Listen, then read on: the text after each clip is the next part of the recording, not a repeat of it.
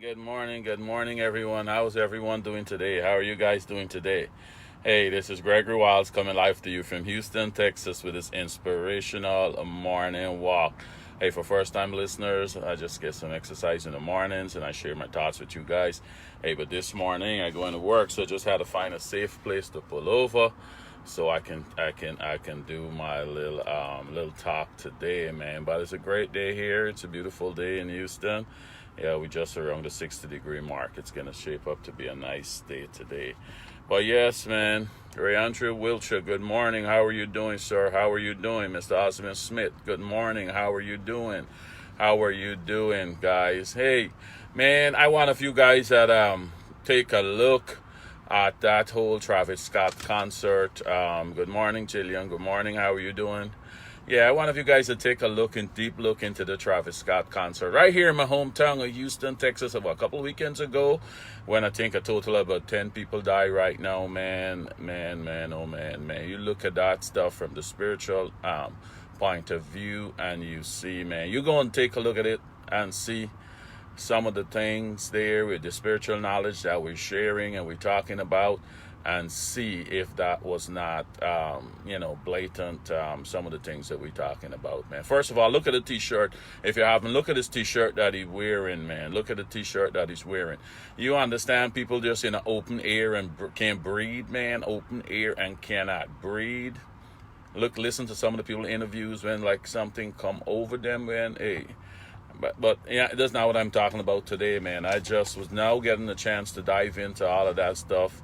And I'm learning so much about that concert right here in my hometown of Houston, Texas. But what I want to talk about today, I want to address a different aspect of witchcraft, a different aspect of it. And people might say, man, well, you talk about this kind of stuff. But because it's not talked about a lot, the church is not doing a good job of talking about these things. And the enemy is having a field day because we lack the knowledge of these things, right?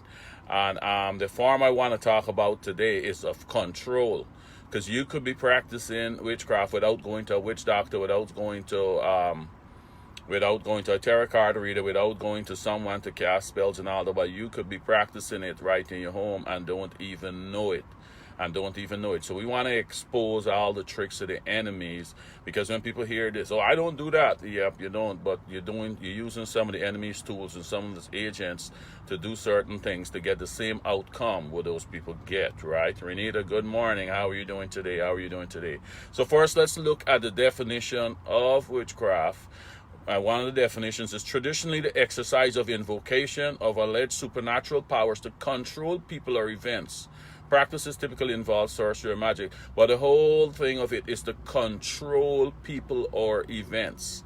It's to control people or events spiritually, right? Control people or events. So let's look at control, the word control, and see what it means. The power to influence or direct people's behavior or course of events. You see, so control is to influence or direct people's behavior or course of events, right?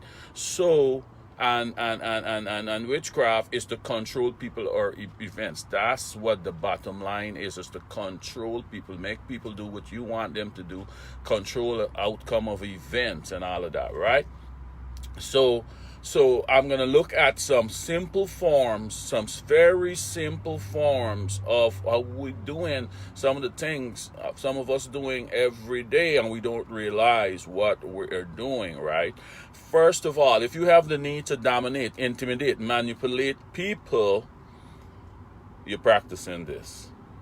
If you ever feel the need to dominate, to intimidate, or manipulate another human being, you are practicing a witchcraft, right? And we're going to show it, because God never gave us, if you look at Genesis 1:26-28, God never gave man dominion over man. God never said man just going to control a woman. He never said woman going to control man.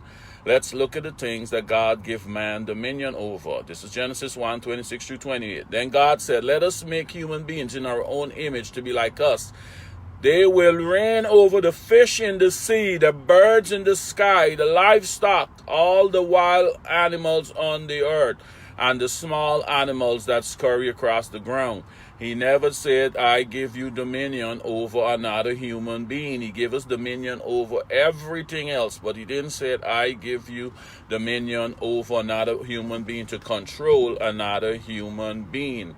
So if you ever feel the need to dominate, intimidate, manipulate, it's only two kingdoms I have: the kingdom of God, the kingdom of darkness, and the kingdom of light, right?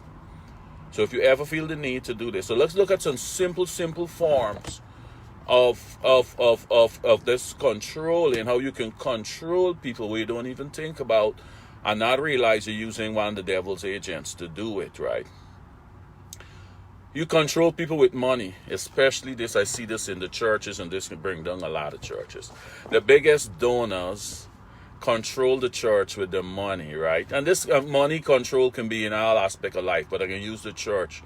The biggest donors, some people throwing the biggest money, and the pastors, them drop all of the sense of discernment and everything, because they figure out we cannot exist. This person give us half the budget, 3/4 of the budget. If this person pull out, our church gonna flop. That means they're not trusting God. They're not trusting God, and they're trusting in this person and their money right now, right? And this person would use that power with the money to make all the decision in church. Got pastors by the pastors like he's on a leash, and he can tell pastor what he want to do, how we want to do it, and they're controlling the whole church. They're not the pastor, but they can control the church with their money. Good morning, Tessa. Good morning, right? That's a simple form. Controlling people in relationships, right? In relationships, you can control people. Sometimes spouses control each other with the kids. You can't see the kids because of this, and you get the person to do what you want to do, then you hold back the kids. And another simple form is controlling in a relationship by using sex to control the other party, withholding it just to make sure you do what they want to do. If somebody's not in the mood for that in a marital relationship, that's fine, but you're using it to control, to get the other person to do what you want them to do, because you're withholding it and using that's witchcraft. You're trying to control another human being. Blackmailing, the form of blackmailing, because you got some information, you know something about this person, man, and you're gonna threaten to expose them and got them doing whatever you want them to do. Whatever you want them to do, you're gonna do. Every time you pull out a card, remember this, I'll expose you. And you got the person on a leash, controlling them every move. You getting them to do what you want them to do. Remember, was the definition of witchcraft: the power to control people or events, right? Children just learn this thing from early, and it's dangerous. Children understand, if I cry, mommy can give me some food, or if I do this. Some kids know if they pretend they're sick, the parents can do certain things, buy certain things to them, or treat them in a certain way, and they learn this from early. That's why you got to cut this out from kids early. Because here what happened. After using this control, I see people like control a whole household. A grandparent, a parent, control a whole household because they want them to do something what they want to do. They got a headache or to start showing these tantrums, and everybody, man, you know mama is, or you know granny is, she got your headache, just be quiet, don't say nothing. And they control a whole big group of people because whatever they know they got to use, whether it's some type of sickness, some type of headache, some type of temper tantrums they're going to throw. Like I see especially at some events, some family events, one person attempt to control and get the whole event to go the way they want to go because they throwing a certain tantrum or they doing a certain thing, and everybody like, okay man, just to make peace, you know, mama don't like this, or papa don't like this, or granny don't like this, let's all don't do this and do that. And that person just using whatever it is to control that whole gathering and make it go the way they want it to go, right? So this stuff is dangerous because what happened, and a controlling person, they're going to get upset. If they ain't getting their own way, they're going to get upset. They can get upset, and anger can come into it if they can't get their own way and they realize the other person's not conforming.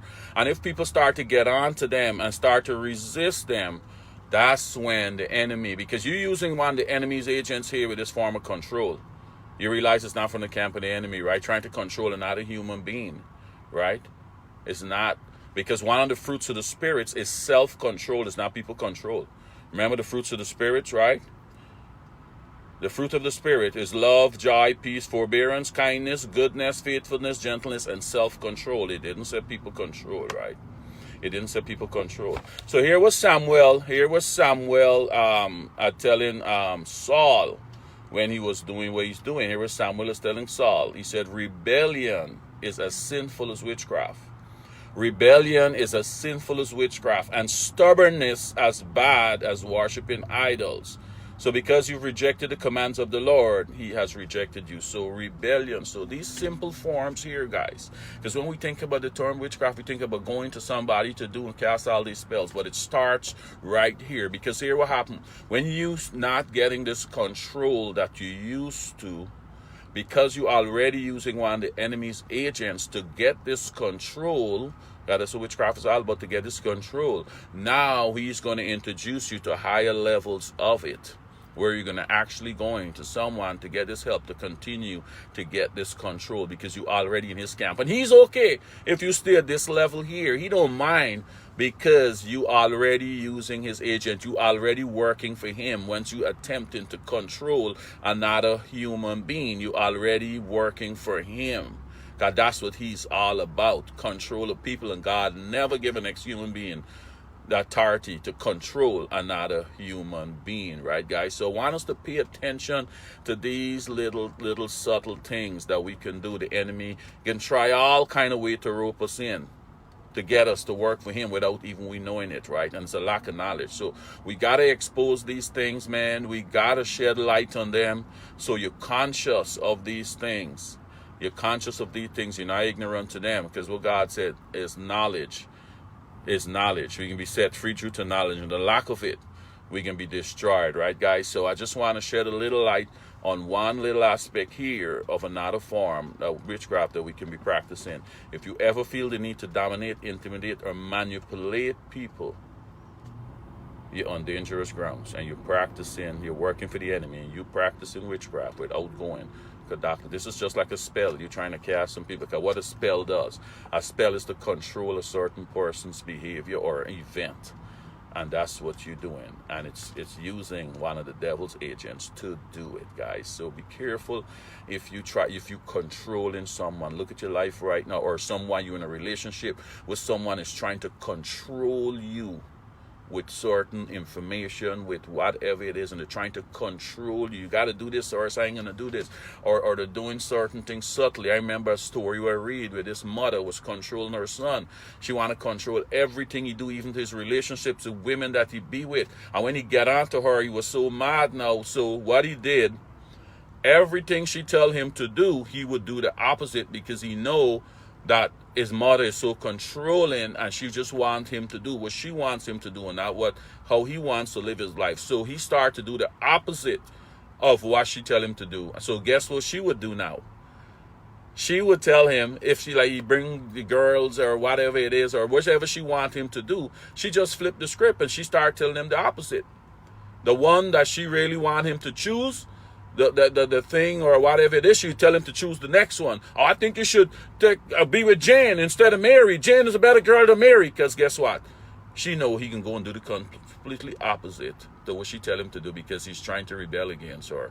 And that's where she control him now, with the reverse now, still getting him to do what she wants him to do by reversing it on him, right? So these people, this control, they can go to any lengths if the control not working, and that's what is dangerous. Then they can introduce the higher forms of this control that can put them into casting spells and all of that, right, guys? So I just want to leave that there today, guys. Have a great day, but we can continue to expose this enemy piece by piece. All right, have a great day. Okay, bye.